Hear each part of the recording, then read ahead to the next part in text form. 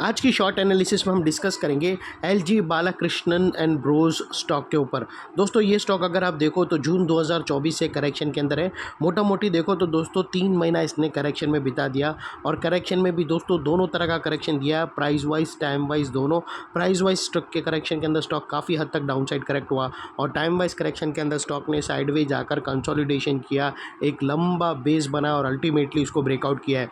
और फिलहाल ये स्टॉक को देखो तो दोस्तों यहाँ पर मल्टीपल पॉजिटिव फैक्टर्स एक साथ ब्रेकआउट हुए हैं, जिसके तहत ये स्टॉक करंट लेवल से अपसाइड में 8 से 10% रनअप के लिए रेडी है। लेकिन दोस्तों इसमें कोई भी हमारी बाई सेल होल्ड रिकमेंडेशन नहीं है, ये प्योरली एजुकेशन पर्पस से मैं अपना पॉइंट ऑफ व्यू आप लोगों के सामने शेयर कर रहा हूँ। कोई भी पोजीशन लेना हो तो अपने एडवाइज़र को एक बार ज़रूर कंसल्ट कर लेना।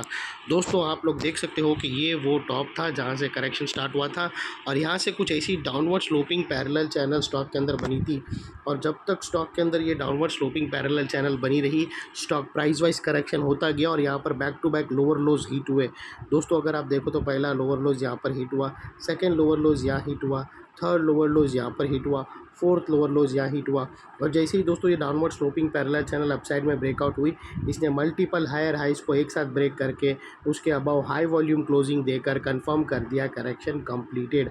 यहाँ पर दो बड़ी चीज़ एक साथ हमें मिली दोस्तों। पहला तो डाउनवर्ड स्लोपिंग पैरेलल चैनल को अपसाइड में ब्रेक किया, जिसकी वजह से जो स्ट्रेट डाउन साइड फॉल आ रहा था वो अल्टीमेटली रुक गया और सेकेंडली इसके अंदर जो back to back lower lows hit होने की जो चेन बनी हुई थी उसे तोड़कर उसके अगेंस्ट में इसने first time higher highs register किया, जो हमें कंफर्म करता है कि स्टॉक के अंदर बॉटम लग गई है, करेक्शन कंप्लीट हो चुका है, ट्रेंड इसका चेंज हो चुका है, करेक्शन का ट्रेंड बाई साइड पर शिफ्ट हुआ है।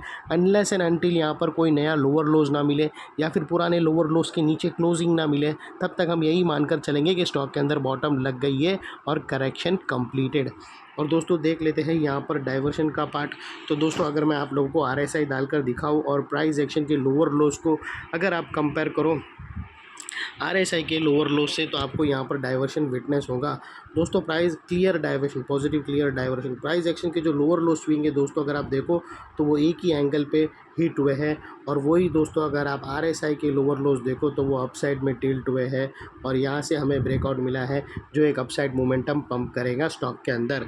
और दोस्तों बात कर लेते हैं यहाँ पर चार्ट पैटर्न की। तो दोस्तों आप लोगों को एक चीज़ इंटरेस्टिंग बताता हूँ, ये स्टॉक के अंदर दोस्तों करेक्शन भी इसका स्टार्ट हुआ था तो ट्रिपल टॉप से हुआ है और करेक्शन कंप्लीट भी हुआ तो ट्रिपल बॉटम से हुआ है।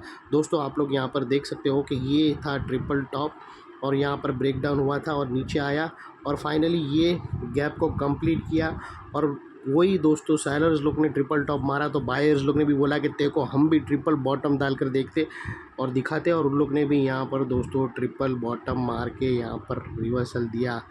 वैसे बहुत रेयरली देखने मिलता है और ये भी ट्रिपल, और दोस्तों ये ट्रिपल टॉप ने अगर आप देखो तो डाउन साइड में ये वाला गैप क्लियर किया और ये ट्रिपल बॉटम ने अप साइड में यहाँ का गैप क्लियर किया। ये थी आप लोगों को साइड इन्फॉर्मेशन। और दोस्तों अगर आप देखो तो यहाँ पर हमें राउंडिंग बॉटम भी बोल सकते हो, राउंडिंग बॉटम के अंदर हमें ट्रिपल टॉप मिला है।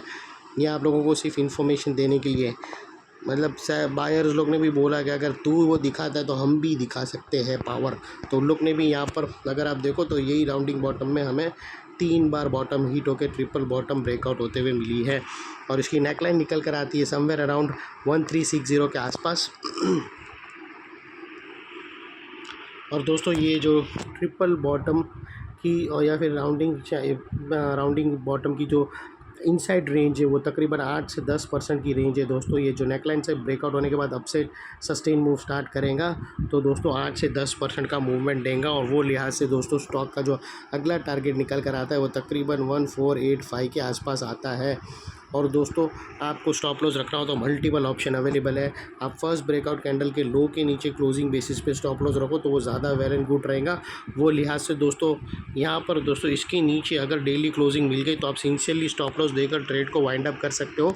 और वो लिहाज से यहाँ से अगर आप रिस्क टू रिवॉर्ड रेशियो भी देखने जाओ तो आपका रिस्क का एरिया फ्रेंड्स इतना रहेगा और रिवॉर्ड का एरिया दोस्तों इतना बड़ा है, ये ऑलमोस्ट मोर देन 1:2 या 1:1.5 के आसपास आराम से फॉल हो रहा है, जो काफ़ी फेवरेबल है फ्रेंड्स। और सेकेंडली दोस्तों नेकलाइन के पास का ये एरिया बहुत ही इंपॉर्टेंट एरिया है, क्योंकि अगर आप देखो तो मल्टीपल पॉजिटिव फैक्टर्स यहाँ पर एक्शन में आते हुए मिले। यही एरिया पे दोस्तों downward sloping parallel channel upside में ब्रेकआउट हुई, लोअर लोज हायर हाइज में शिफ्ट हुए, आरएसआई के थ्रू क्लियर डाइवर्शन मिला और triple bottom rounding chart pattern breakout होते हुए मिली। तो दोस्तों जो एरिया अभी तक एक स्ट्रॉन्ग रेजिस्टेंस था वो अल्टीमेटली स्ट्रॉन्ग सपोर्ट बनकर खड़ा है।